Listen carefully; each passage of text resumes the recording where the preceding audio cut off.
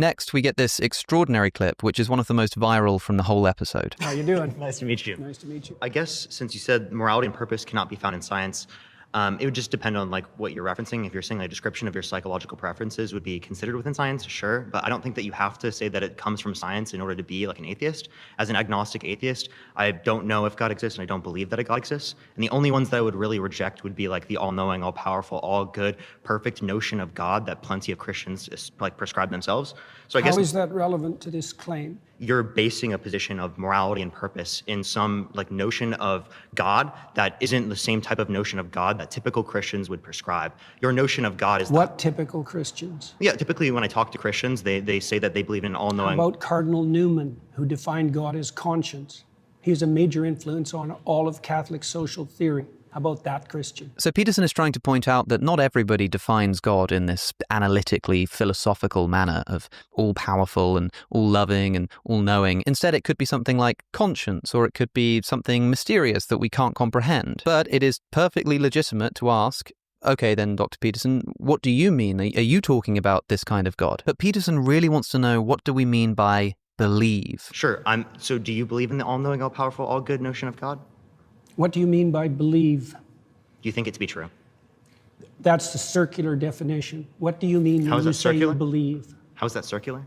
Because you added no content to the answer by substituting the word true and believe. Okay, pause. I really don't think this is a circular definition, except I suppose insofar as all definitions are kind of circular to some degree. I mean, yeah, every single word in the dictionary ultimately has to be defined with reference to some other word in the dictionary. So there's some ultimate circularity to definitions. Ultimately, a definition is just putting the same thing in different words. And in defining belief, this guy, Parker, I think his name is, has added the concept of thinking. You have to think it, as well as truth. You think it to be true. I think that does add new information to this word belief, even if that definition is incomplete or is a definition that Jordan Peterson disagrees with.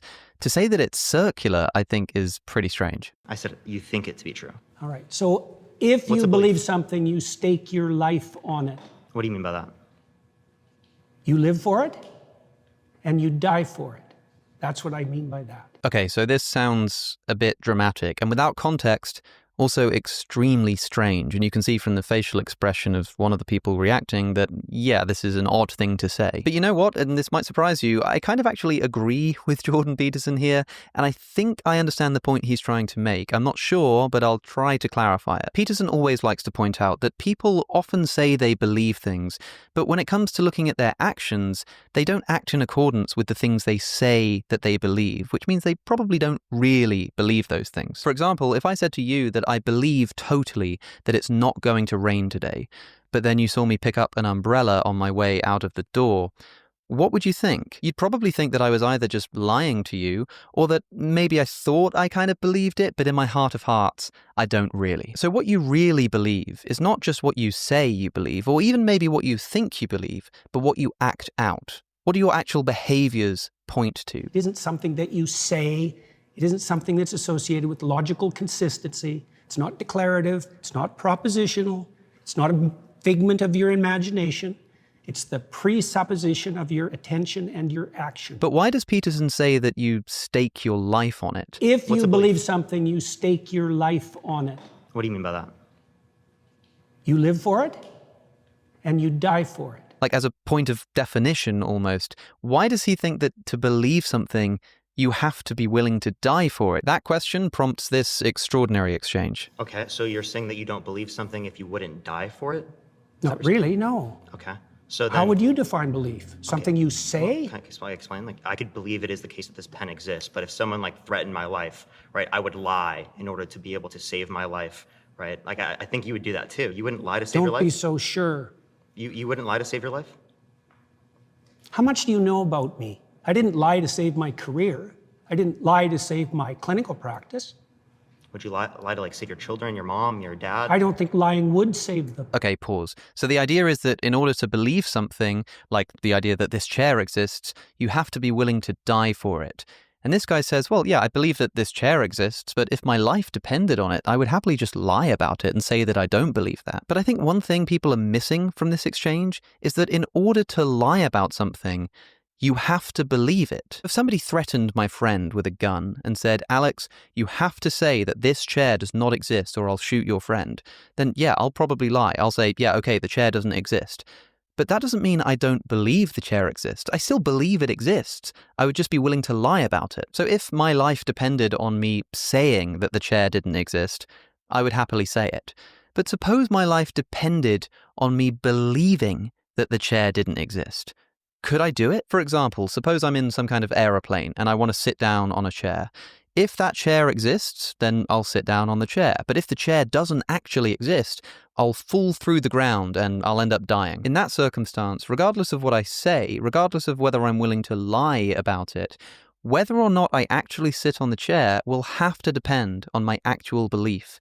Does the chair exist or does it not? Like if I'm in that aeroplane and I say, yeah, I believe the chair exists, but I don't actually believe it, I'm not going to sit down on that chair. If I don't believe it's really there and it might kill me to sit down, I'm not going to sit down. So to truly believe something means that if for some reason your life actually depended on that belief, you would act in accordance with that belief. In other words, you'd be staking your life not on saying that you believe it, but on actually believing it. So they talk about the existence of a pen, and this guy says, I believe the pen exists, but if my life depended on it, I would just lie. Okay, but would you stop believing that the pen existed? Even if you lied about it, would you actually stop believing that the pen is there just because somebody was threatening your life? That's not something you could do. Even if your life depended on it, you can't just change your beliefs like that. So the question is not, when your life depends on it, would you lie?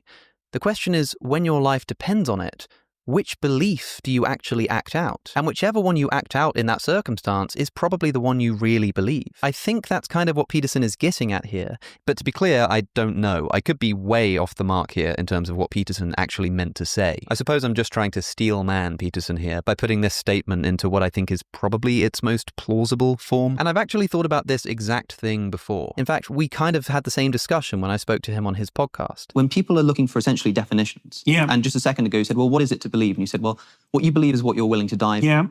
I'm not willing to die for my belief that this chair exists. Maybe in a broad sense.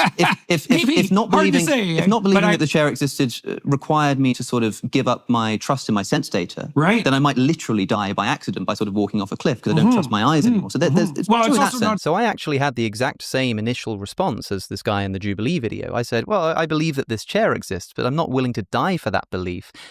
And then I immediately realized, wait, hold on. Yeah, I kind of am actually. Like, I'm not willing to always tell the truth about that belief, even if it means my life is at risk.